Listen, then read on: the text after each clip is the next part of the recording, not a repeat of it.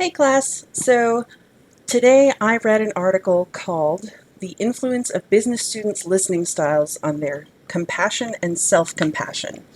And I thought this was a really interesting article because it talks about compassion as a process rather than as just something that happens.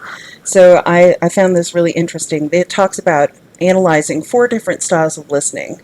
And these are people listening, which it says, quote, a listener's ability to accurately perceive another's feelings and emotions.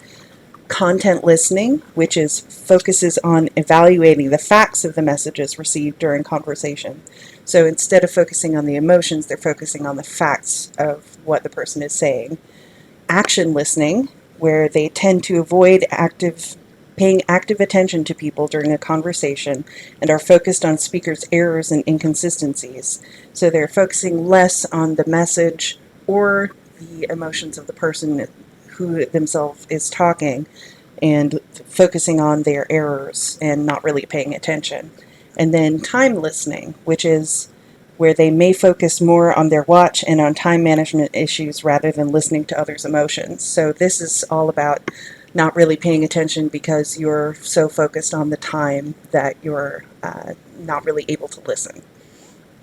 So self-compassion included self-kindness, a sense of common humanity, and mindfulness. And those are things that we need to focus a lot more on, uh, especially in these uncertain times. But one thing that I had an issue with in this article was a reporting problem, which is that the reporting was all self-reporting, and so it's really difficult, I think, to have people report on somebody else's listening skills because you can't read minds, so you have to figure out how somebody else listens. And I think that there could be tests and ways that you could understand how another person listens, but it would be a lot more involved than simply self-reporting. The problem with self-reporting is that most of the time people are going to say what they think the researchers want to hear rather than what is actually true. So it really depends on how honest you can get people to be about themselves, especially in their listening skills, which I think is pretty difficult because most people want to be people pleasers rather than being honest. So that would be something that I would like to look more into as far as how people can report another person's listening skills, or how you can parse out your own listening skills without realizing that you're doing it. That might be something to research in the future. Another thing was questions for future research that I had in mind. Is there an innate difference in listening styles and compassion between the sexes? And they parsed out the differences in education level and also in the sexes. And I was interested in knowing whether there was some sort of innate difference between men and women as far as their listening styles naturally, but it's difficult to parse that out because that brings up the whole nature versus nurture debate, and we don't have nearly enough time to talk about the entirety of the nature versus nurture debate in just this class. I mean, is there really a good way to parse out what is innate and what's learned? So that's a question for the ages, so to speak.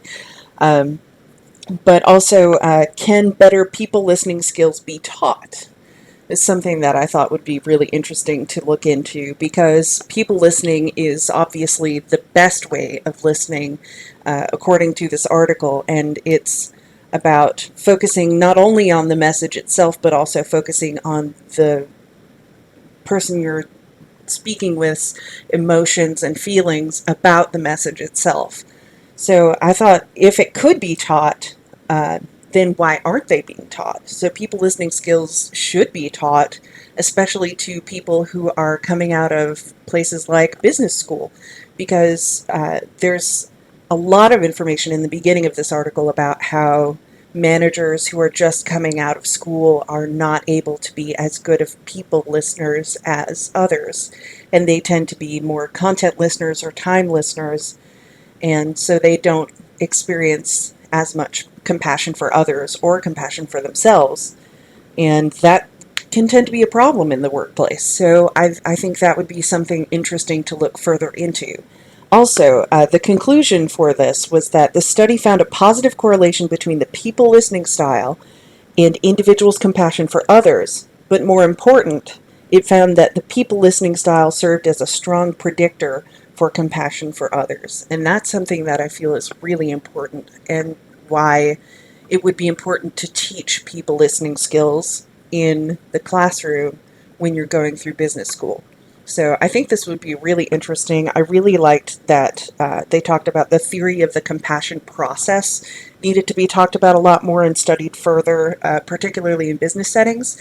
So I thought this would be a very interesting area to do research in. If I were to go into research myself, this is an area that I would be very interested in researching, particularly because my background is in behavioral psychology. So I like to look at the observable, actionable things that happen in the office, and I love to look at like organizational behavior.